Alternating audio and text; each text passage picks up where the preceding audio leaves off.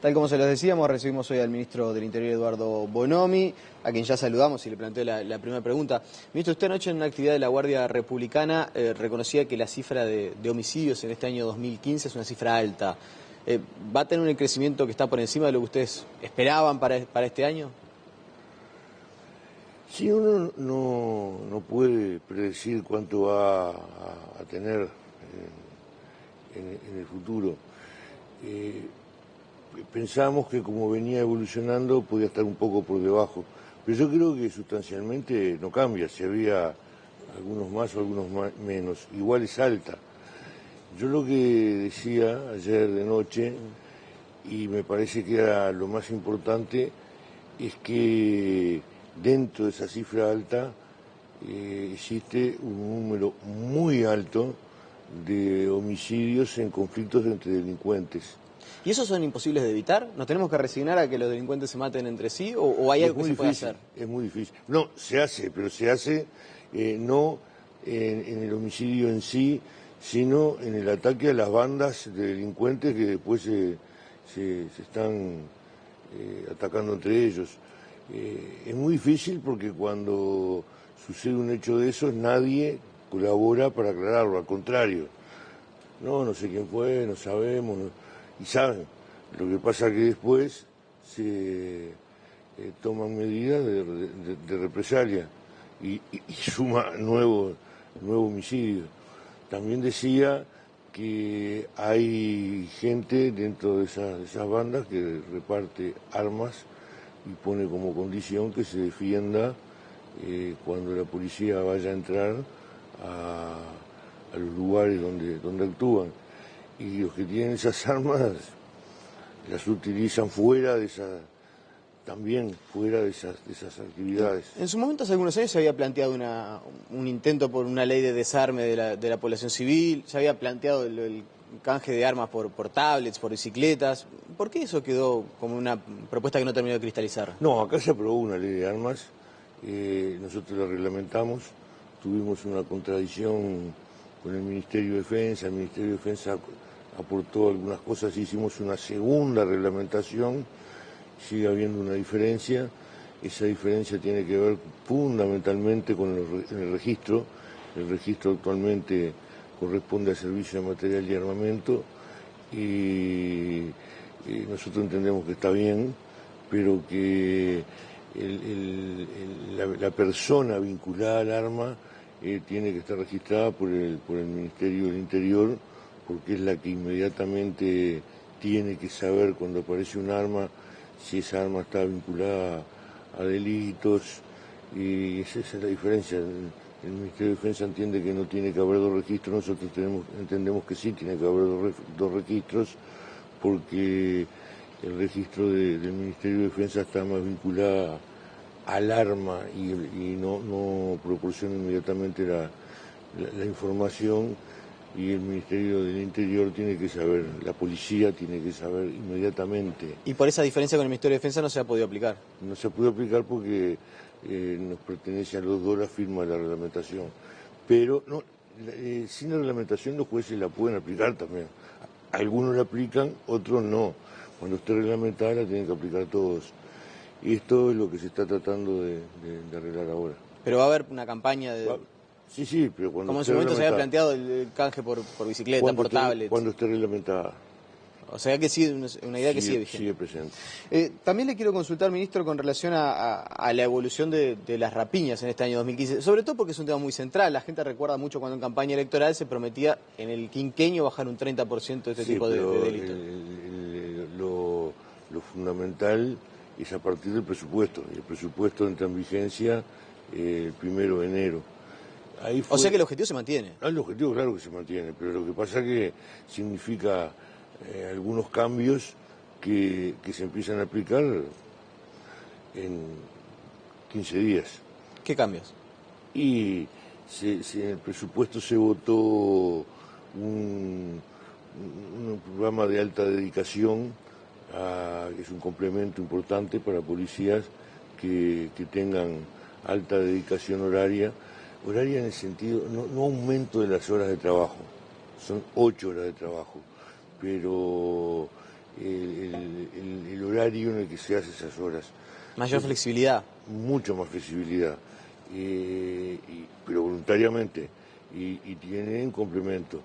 Eso nosotros pensamos que nos va a ayudar muchísimo en lo que está pasando ahora. No estoy hablando de lo que está pasando desde el principio de año, porque nosotros hemos ido tomando medidas, esas medidas han sido bastante efectivas y siempre produce, la delincuencia también observa lo que hace la policía y modifica algunas cosas de su conducta y requiere que la modificación que haga la policía nuevamente sea muy rápido, no que sea para la semana que viene, porque para la semana que viene ya no alcanza. Y con la, digamos, inflexibilidad que hay cuando una persona está atada a un turno, a una zona, no se puede. Entonces, con la cantidad de policías, que son unos 1000, que van a tener alta dedicación, nosotros pensamos que nos da la flexibilidad necesaria para mejorar la situación. ¿Y qué es lo que van a hacer con esos policías? Atacar el movimiento. O sea, siempre se dice que cuando nosotros hacemos algunas cosas, saturamos una zona, ponemos videovigilancia fuerte, dice, el delito se mueve. No se, hay dos cosas. Cuando se mueve, está comprobado en el mundo y lo comprobamos acá, se mueve mucho menos de lo que había antes. Si uno toma las zonas controladas fuertemente y se cuentan los delitos que había antes de la intervención, y una zona vecina, los delitos que había antes, y luego se actúa sobre esas zonas y se mide lo que pasó después en las dos zonas, en las que hubo intervención y en las que no, la suma de los delitos es menor después de la intervención. Pero hay a veces una movilidad que tiene que ver más que con el cambio de zona, con el cambio de hora, tiene que ver con el cambio de modalidad y a veces con el cambio de zona. Y eso se puede tocar con la alta dedicación. Ahora, una de las cosas que se decía para mantener el equipo de trabajo en el Ministerio del Interior, ya no hablo solamente de su figura, ¿no? Hablo del viceministro y de todo el comando del Ministerio del Interior, era que como era un equipo que ya venía trabajando, era mucho más fácil seguir con el proceso, que se siguiera trabajando con las mismas líneas y eventualmente, bueno, que los resultados se pudieran ver antes. ¿Por qué de todas maneras hay que esperar al presupuesto y las rapiñas, por ejemplo, siguen en aumento? Es verdad, un aumento más leve que el que se venía experimentando, pero siguen creciendo. No, hay dos cosas. Hay una que es un aumento mucho más leve y en los últimos meses empezó una caída, que no va a producir una caída en el año, porque es al final, pero empezó a producir una caída. Pero ya los últimos resultados o datos que ustedes tienen es que sobre el final de este año se empieza a producir eso que ustedes anunciaban, sí. Empiece a bajar el número de rapiñas. Sí, en Montevideo por lo menos, y desparejo en el resto del país, pero en Montevideo se empieza a producir eso. ¿Y eso desde cuándo fue? Y noviembre. Y ya había un enlentecimiento mayor todavía en octubre. Y en Maldonado, bueno, todo el año estuvo bajando. Todo el año. Le quiero consultar sobre otros asuntos, nos queda poco tiempo lamentablemente, pero hay algunos temas que no quiero dejar sobre todo de abordar porque la gente realmente está como preocupada. Y sé que no es un asunto estrictamente del Ministerio del Interior, también incluye por ejemplo al Ministerio de Defensa, pero ¿existe el riesgo de que haya un atentado acá en Uruguay? Le digo por estos artefactos que han aparecido casi que como simulando ser bomba en las inmediaciones de la Embajada de Israel. Apareció uno en el Trócoli, en la cancha de Cerro. No, esos aparatos no muestran ninguna tendencia a que suceda eso. No es que no se están probando. No. Yo creo que ahí hay otras cosas que no tienen nada que ver con eso. Si vamos por los aparatos. Ahora, Uruguay no puede descuidar que su atención en este tema. Ha habido en el mundo un incremento muy fuerte. Yo creo que está, digamos, relacionado con determinados países y determinadas zonas. Yo creo que nosotros no formamos parte de eso, pero uno tiene que tomar medidas de precaución. Quiero pasar al tema de los menores infractores. ¿Es necesario que no se permita la libertad anticipada a los menores reincidentes? Nosotros estamos trabajando un proyecto de ley, pero no es con respecto a los menores, es con respecto a los mayores, que se encadene mejor los antecedentes. Nosotros no vamos por aumento de penas, sí porque haya mayor dificultad para la libertad anticipada de los reincidentes.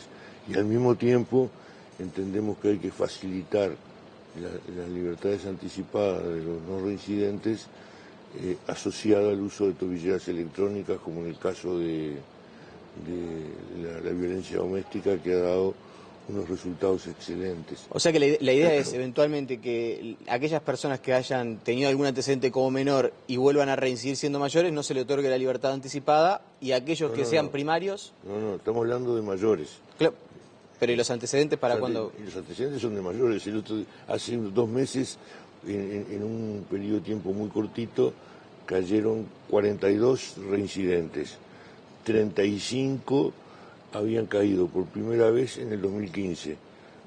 Lo soltaron en el 2015 y volvieron a caer en el 2015. Mientras eso, y eso se repite, mientras eso sea así, es difícil bajar los delitos. Entonces, nosotros vamos por eso, vamos por considerar que cuando en cualquier delito se obtiene una cifra muy elevada, se considere delito precedente del lavado de activos, que eso existe en el caso del narcotráfico.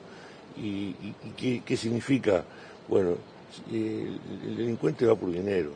Si se quita la posibilidad de hacer dinero, se quita el motivo para la delincuencia. Y cuando uno comete un delito considerado precedente del lavado de activos, se le puede pedir a esa persona que justifique cómo adquirió sus bienes. Si eso no sucede, es la justicia la que tiene que demostrar que lo adquirió de forma ilícita. Si cometió delitos precedentes de lavado de activos, él tiene que justificar los bienes que tiene. Y nosotros pensamos que es una cosa muy fuerte. Lo estábamos pensando en general para el abigeato, ahora pensamos que hay que ampliar la posibilidad. Ministro, me quedan 30 segundos y le quiero preguntar en torno a este asunto. ¿Hay resistencias a la interna de la fuerza para ciertas medidas que son para profesionalizar el servicio? Estoy hablando por el tema de no utilizar el celular, el lenguaje con los presos. Bueno, hubo un sindicato policial que aprobó la medida. Yo creo que resistencia hubo durante los 5 años pasados. Creo que hoy hay mucho menos. Hoy la policía está mucho más en línea con lo que se quiere y creo que si se quiere ver lo que está pasando, hay una voluntad de trabajo muy fuerte. Se está interrumpiendo rapiñas en el transcurso de la rapiña, hay enfrentamientos con los delincuentes muy fuertes, porque se está llegando antes, y yo creo que eso es índice de la voluntad de trabajo que realmente existe. Lo que no quiere decir que no haya gente minoritaria que todavía se resiste. Ministro, le agradecemos su presencia. A cuenta de más, volvemos a conversar seguramente más largo y tendido. Hoy la llegada tarde fue responsabilidad mía, así que quedamos a cuenta de más. Muy bien, en algunas semanas, algunos meses lo recibiremos nuevamente. De esta manera vamos finalizando nuestro noticiero y ya llega Buen Día Uruguay.